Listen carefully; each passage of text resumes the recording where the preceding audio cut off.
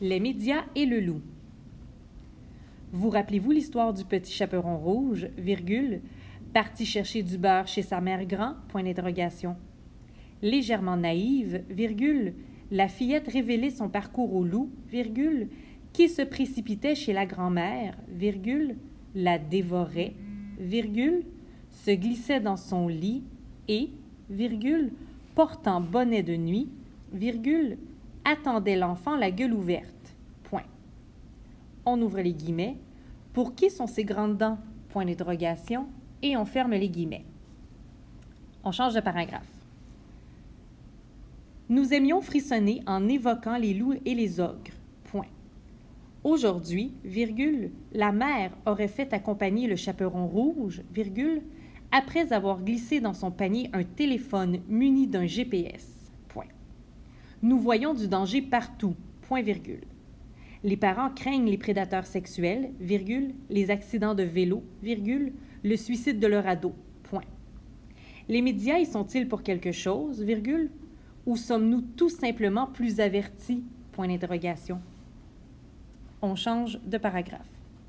Un jeune berger, virgule, dans un autre conte, virgule, criait au loup, virgule, croyant l'avoir vu rôder autour de son troupeau. Point. Les villageois se précipitaient à son secours, virgule, mais ne découvraient aucun carnassier à l'horizon. Point. Au troisième appel, virgule, personne ne réagissait plus et le berger était dévoré. Point. Morale? Point d'interrogation. On ne crie pas au loup en vain. Point. Aurait-on dû donner cette leçon à l'Organisation mondiale de la santé, virgule, qui, virgule, avec précaution, virgule, annonçait les 6 étapes d'une pandémie, virgule, ou plutôt aux médias, virgule, qui, dès le départ, entretenaient les craintes en citant la grippe espagnole de 1918, point d'interrogation. On change de paragraphe. Les grandes sociétés caritatives abusent volontiers de prévisions statistiques inquiétantes afin de solliciter des fonds. Point. Quand elles proclament qu'une personne sur 2 sera atteinte du cancer dans sa vie ou qu'un baby boomer sur 5 sera atteint de la maladie d'Alzheimer, virgule, se comporte-t-elle différemment de l'Église, virgule, qui menaçait les pécheurs de la peste? Point d'interrogation. La communication est devenue un jeu extrême. Point. On change de paragraphe. Les dangers réels, parenthèse, un incendie, virgule, un criminel, on ferme la parenthèse, vous place en situation de combat ou de fuite, virgule, ce qui est tout à fait sain, virgule, mais ceux que l'on imagine terrorisent. Point. Peut-être le réchauffement climatique va-t-il faire fondre les glaciers, virgule, provoquer la disparition des ours polaires et la hausse du niveau des mers, virgule, qui envahiront les villes portuaires, point d'interrogation.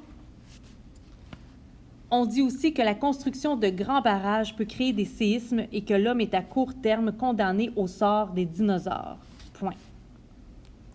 Dans la mythologie grecque, virgule, la brave Cassandre avait le don de prédire l'avenir, virgule, mais comme elle se refusait au bel Apollon, virgule, celui-ci avait décrété que plus personne ne croirait à ses prédictions.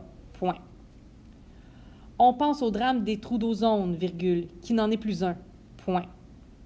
Les écolos parfois jouent les Cassandres ou tout simplement surfent, eux aussi, sur la peur. Point. On change de paragraphe. Se pourrait-il que la peur soit le dernier refuge de l'imaginaire? Point d'interrogation. Elle fait le bonheur des producteurs de jeux électroniques ou de suspense cinématographique. Point. Trop de manchettes crient au loup. Point virgule. Mais si l'humanité se terrorise elle-même, virgule, peut-on en blâmer les médias? Point d'interrogation. Fin de la dictée.